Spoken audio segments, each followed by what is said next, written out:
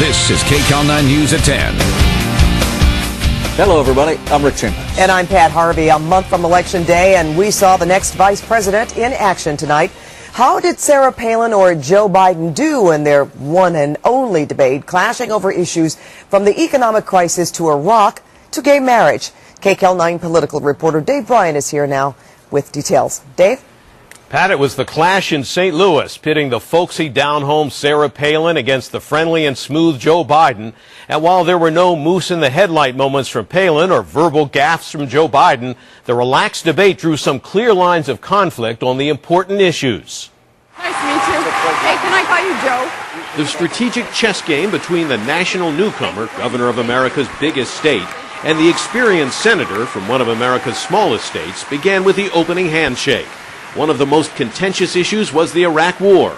Sarah Palin repeatedly accusing Barack Obama of voting against funding for the troops. You also said that Barack Obama was not ready to be commander-in-chief. And I know, again, that you opposed the move that he made to try to cut off funding for the troops, and I respect you for that. John McCain voted to cut off funding for the troops. Let me say that again. He voted against it. Your plan is a white flag of surrender in Iraq.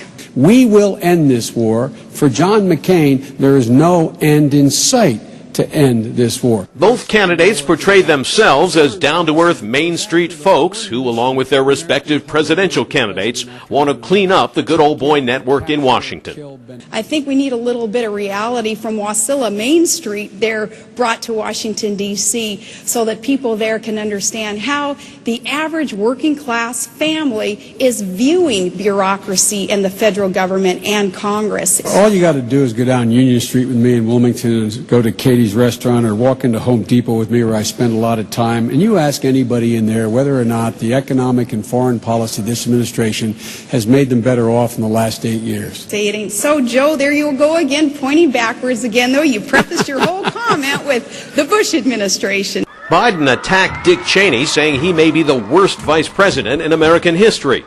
And he challenged John McCain's credentials as a political maverick.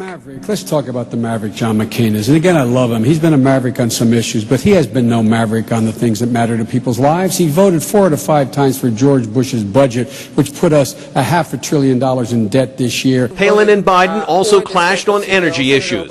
She insisted it's time to do more domestic drilling for oil. He said it's time to turn more seriously to alternative energy sources. John McCain has voted 20 times against funding alternative energy sources and thinks, I guess, the only answer is drill, drill, drill. The chant is drill, baby, drill. And that's what we hear all across this country in our rallies. East Coast politicians who don't allow energy-producing states like Alaska to produce these, to tap into them. Now the campaign debates are coming fast and furious. In just 5 days, Barack Obama and John McCain will hold the second of their 3 presidential debates.